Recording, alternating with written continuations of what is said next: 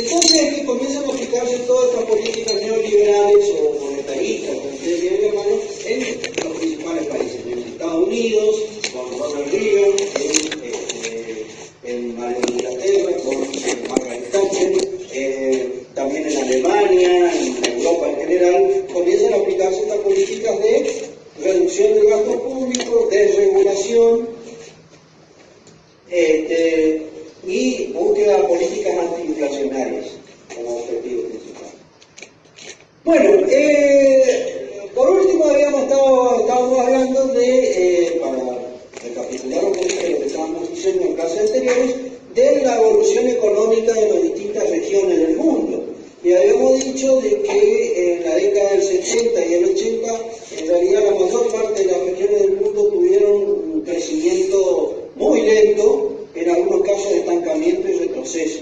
La única región donde hay un crecimiento sostenido a tasas verdaderamente altas es en Asia Oriental, con los países del sudeste asiático, estamos hablando de Taiwán, Corea del Sur, Malasia, Singapur, después se van agregando más recientemente, a partir de la década de los 90, estamos agregando Vietnam, en menor escala la India, pero indudablemente el boom del gran crecimiento que se da a partir de la década de 90, la potencia de mayor crecimiento económico más acelerado, es China, que logró hacer una transición muy exitosa entre una economía, digamos, estatal socialista, con un sistema de partido político único, a una economía con orientación capitalista, con mayor intervención de la actividad privada, con inversiones extranjeras, pero con un sistema político fuertemente autoritario. O sea, el sistema político permanece mientras que la economía logra, digamos, modernizarse, si podemos dar ese término, o por lo menos tener una orientación capitalista.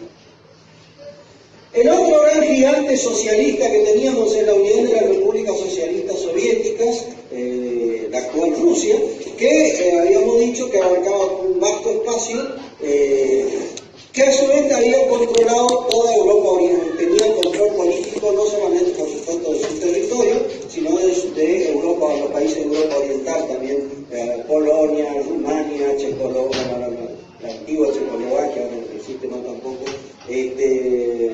Bulgaria, son regiones de control político, digamos, de los soviéticos, además de la Unión Soviética.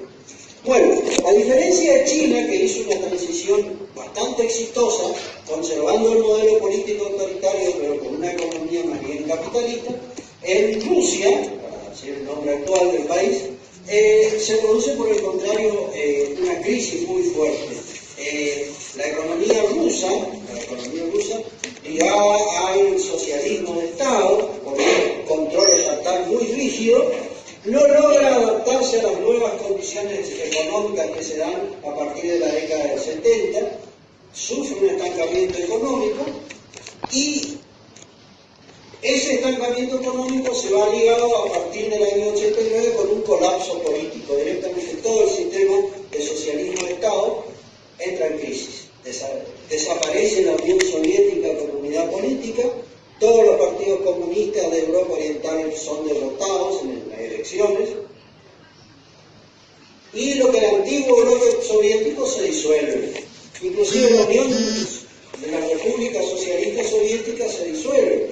Queda, por supuesto, Rusia, territorio propiamente ruso, extenso, pero surgen nuevos países que antiguamente formaban parte de la Unión Soviética. Ahora existen Ucrania, Bielorrusia, Turkmenistán, Azerbaiyán, Armenia, etcétera, etcétera. Una gran cantidad de países. Ahora, ese colapso político se va acompañado de un colapso económico, porque hay una caída del producto muy fuerte en la década del 90, porque justamente el pasaje de una economía centralizada, estatista, a una economía capitalista prácticamente sin reglas, produce no solamente una desorganización desde el punto de vista económico, sino también una pérdida de recursos para gran parte de la población. Recién, a fines de la década del 90, Rusia comienza a recuperarse del colapso que fue para su economía la caída, digamos, de la Unión Soviética. Bueno, y ahora más o menos está nuevamente recuperándose. Otras regiones del mundo estaríamos hablando de África, que en la década del 80 experimentó un estancamiento muy fuerte, y recién aparentemente hay signos de recuperación a los años 90. Ahora terminaríamos los países desarrollados y vamos a hablar de América Latina. Bueno, los países desarrollados, los países de la OCDE, estamos hablando básicamente de Estados Unidos, los países de Europa Occidental, Canadá también, países de Francia, Italia, España, etcétera, todos los países de la Comunidad Económica Europea, son los países del mundo desarrollado. Bueno, estos países sufrieron un impacto muy fuerte con los choques petroleros del 70 y del 80. Hay una recuperación en los 80 y a principios de la década del 90 nuevamente sufren un impacto muy fuerte en la economía europea, sobre todo. Ahora, entonces, hay una caída, una crisis, un estancamiento en la década del 70, una recuperación en los 80, una nueva crisis a principios de la década del 90, en la cual, más o menos, en este periodo de inestabilidad, Estados Unidos tiene mayor, digamos, flexibilidad por la inexistencia de tanta intervención estatal, entonces se puede adaptar a estas situaciones cambiantes, mientras que en Europa, donde el intervencionismo estatal es mayor, el impacto es un poquito mayor, también es mayor de la crisis, cuesta más en recuperarse. Pero bueno, lo cierto es que, para completar esto, lo importante es que en la década del 70 y del 80, pese a la crisis, lo que se nota en los países desarrollados es una tendencia cada vez mayor hacia la integración económica. Hay grandes avances en la integración económica. La Comunidad Económica Europea se agranda con la incorporación de nuevos países. Se van incorporando nuevos países de Inglaterra, después países como España, Portugal, después Grecia.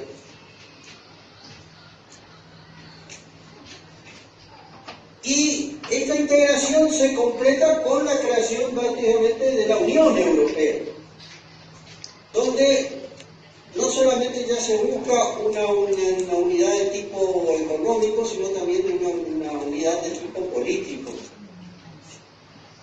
Es el momento en que el símbolo de esta unidad económica, de esta integración, es la creación de una moneda común, que es el euro, que todavía.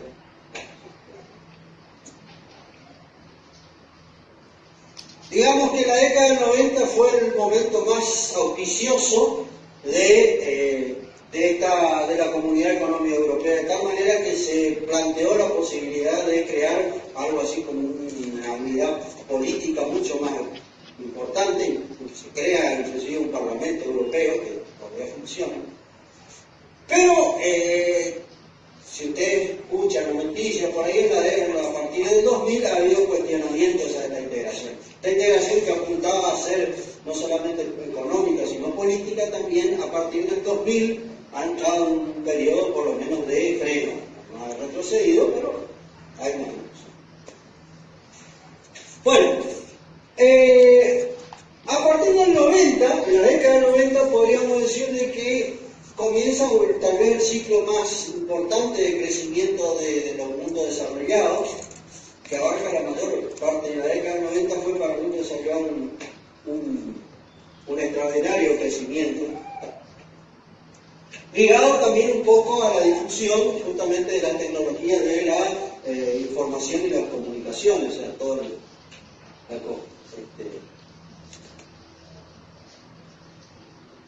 pero este ciclo de crecimiento también nuevamente comienza a tener un freno en el 2000-2001, donde además de las cuestiones estrictamente económicas como el déficit comercial comercial, etc., se plantea también la cuestión de la inestabilidad global a partir del atentado en el 2001, que también afecta, crea un ámbito de incertidumbre muy grande.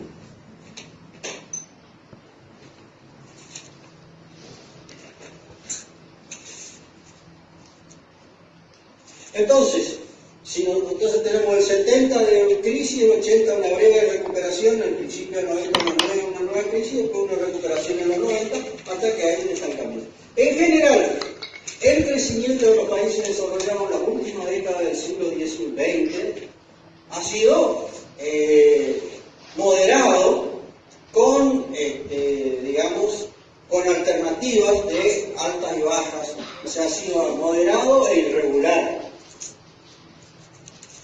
En contraste con los países del sudeste asiático, etc., que tenían un crecimiento que son los que han crecido de manera acelerada.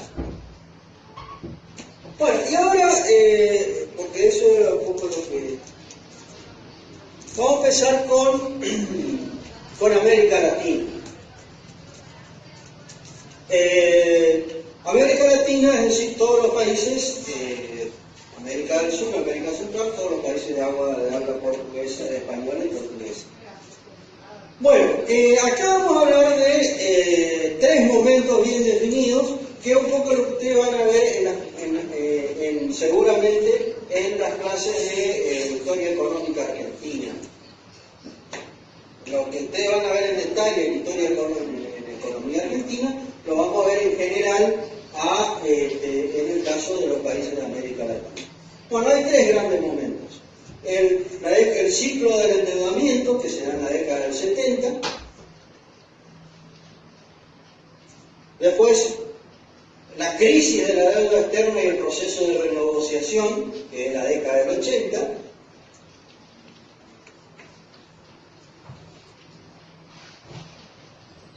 Y una vez concluido este proceso, en la década del 90 comienza el ciclo de reformas económicas de orientación neoliberal. Eso en la década del 90. Son tres momentos bien definidos.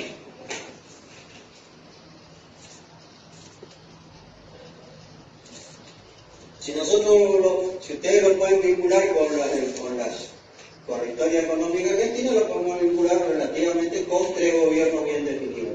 El ciclo del endeudamiento se da durante la época del gobierno militar, del 76 al 82, al 83. Después el ciclo de la crisis de la deuda, que en realidad comienza a fines del gobierno militar, y de la renegociación corresponde al gobierno de Alfonsín, que impacta también mucho en la economía. Y en la década del 90, la de las reformas neoliberales que se dan a nivel de toda América Latina, coincide exactamente con el gobierno de Carlos Menem, los dos gobiernos de Carlos Menem en la década del 90. Eso un poco ustedes van a ver la bolilla 10, 11, bueno, y el 12 van a ver la crisis de Bueno, entonces vamos a empezar con el primer punto.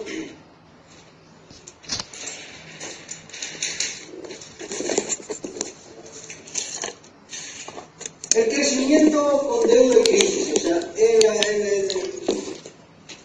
el origen de la deuda. Bueno, los préstamos, o sea, la deuda externa, en general todos los países durante la década del 50 y el 60 se habían endeudado con los mercados internacionales. En realidad, en la década del 50 y el 60 hay inversiones extranjeras, préstamos a los gobiernos.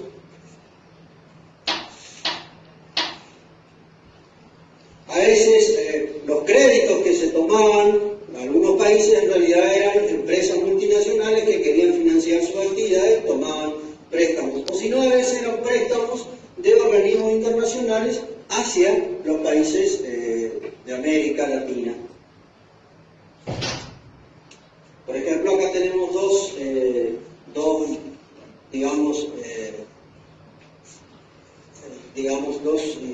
entidades. La Alianza por el Progreso fue un proyecto del presidente Kennedy para impulsar y solucionar algunos problemas estructurales de las economías más subdesarrolladas. Entonces le daban préstamos, también estos bancos los préstamos del Banco Mundial, etcétera, para justamente financiar estas. También hubo préstamos del Fondo Monetario Internacional.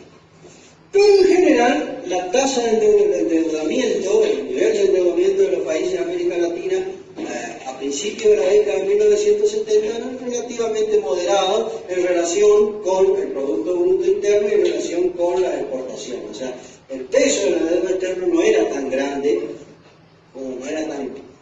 Sin embargo, en la década del 70 se produce, como ustedes saben, la crisis del petróleo y hay una gran transferencia de recursos hacia los países petroleros. Estos países petroleros se quedan en tiempo muy breve, se quedan con obtienen ingresos extraordinarios. Las economías de estos países petroleros generalmente eran relativamente pequeñas, o sea, pueden invertir, etcétera, pero en general se quedan con un excedente de fondos muy grande. Y estos fondos generalmente se los transfieren a bancos o entidades internacionales. Y estas entidades internacionales que tienen estos recursos ociosos, los utilizan para préstamos a países en desarrollo o subdesarrollados.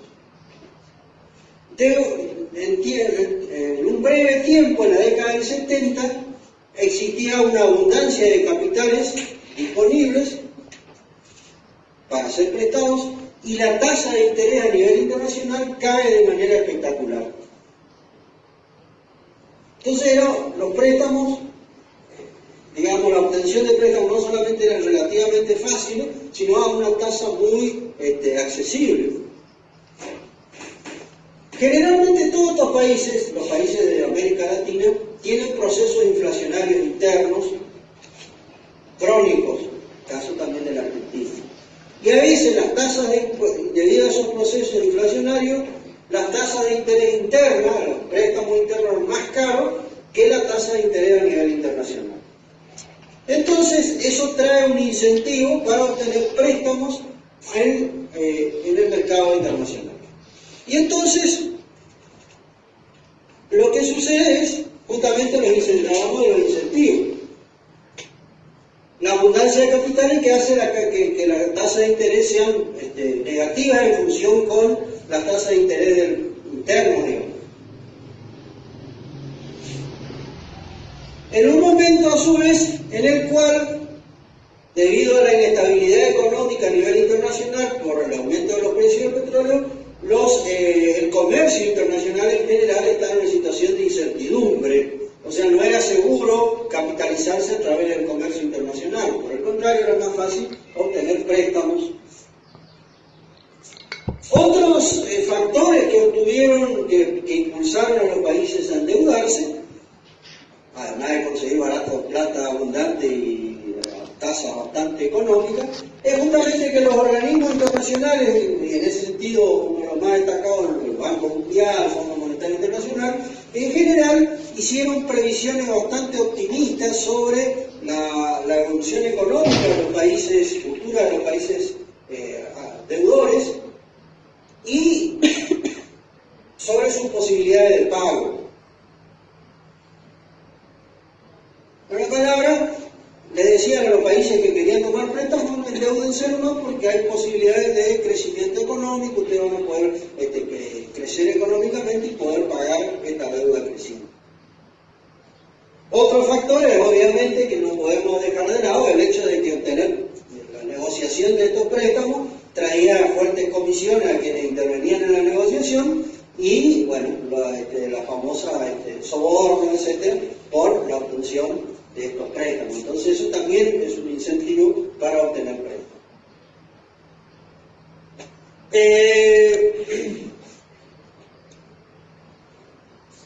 La crisis del petróleo, acá no lo digo, pero la crisis del petróleo impactó de manera diferente a todos los países.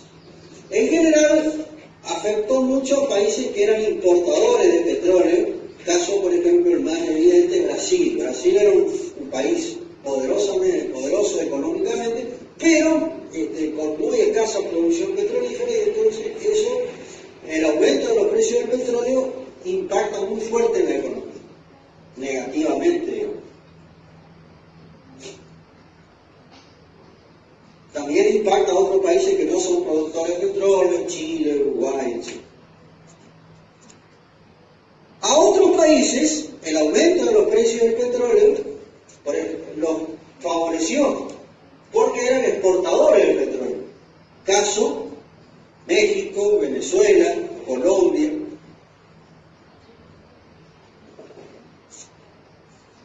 Y a otros países no los afectó tanto, los afectó algo, pero no mucho, más bien fue, no digo neutro, pero de alguna forma no tuvieron una crisis muy fuerte. Por ejemplo, Argentina, porque Argentina era un país que se autoabastecía, por lo menos no importaba mucho petróleo. Pese al diferente impacto de la crisis del petróleo, en la década del 70 todos los países se endeudan, tanto los países que han sufrido mucho el impacto de la crisis del petróleo, tanto como aquellos países que se vieron beneficiados. Solamente algunos pocos no logran, no se endeudan por cuestiones, en muchos casos, ideológicas. Nicaragua y Cuba. Cuba era el gobierno socialista y en Nicaragua estaba el gobierno azul de 80 y pico, haciendo el gobierno sandinista, y además era un gobierno también no muy bien visto por los acreedores. Y en el caso de Colombia, que tuvo una política prudente, el mismo gobierno trató con medidas restrictivas frenar la toma de préstamos, por lo menos controlarla. En el resto de los países la deuda externa crece de manera acelerada.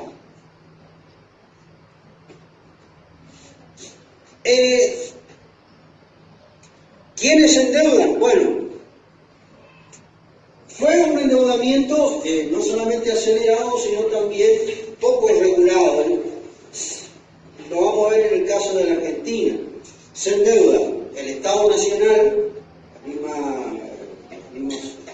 el Estado Nacional, o sea, el gobierno, pero también se endeudan aquellos organismos estatales que eran autónomos o autárquicos, y también se toma deuda el sector privado, las empresas que buscan capitalizarse o simplemente aprovechar la oportunidad, obtienen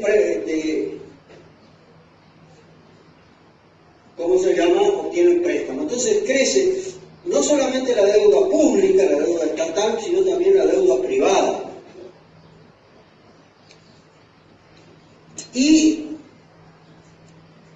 como no existe ningún control, no existe tampoco ningún tipo de regulación en cuanto a los plazos de la deuda o quién se endeuda.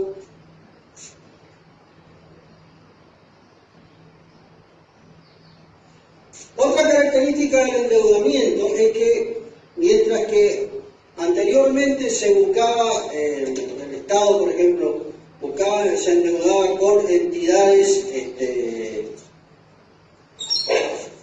digamos, con instituciones internacionales como el Fondo Monetario Internacional, etcétera, que tenía una entidad institucional, ahora se endeudan esencialmente con la banca privada. ¿Por qué? ¿Cuál es la diferencia? Los préstamos del Fondo Monetario Internacional o del Banco Mundial y otras instituciones de índole así internacional, con carácter institucional, dan condiciones. O sea, yo le presto, pero van a tener que hacer reformas de tal cosa, van a tener que hacer tal obra, etc. Son préstamos condicionados. Mientras que los préstamos que se obtienen en la banca privada son préstamos sin condiciones, simplemente se da el dinero y no hay ningún tipo de restricción en cuanto al uso de esos fondos.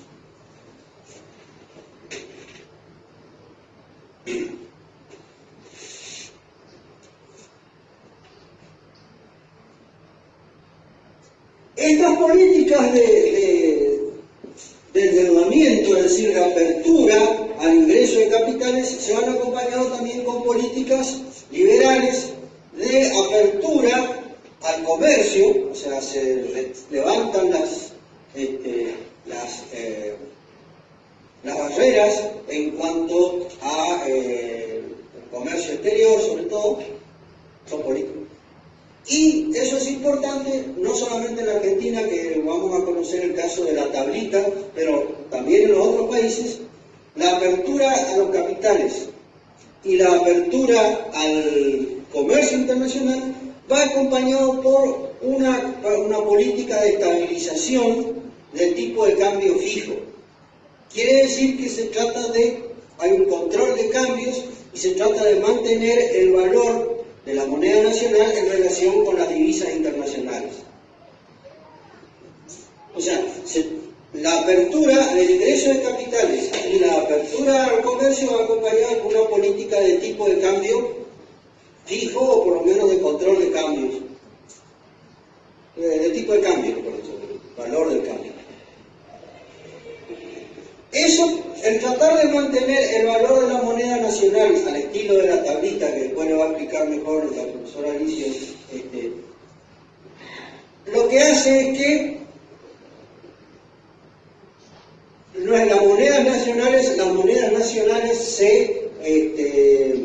se sobrevalúen y produzca un aumento de las importaciones, porque le es más barato comprar en el exterior que por digamos, la sobrevaluación de la moneda.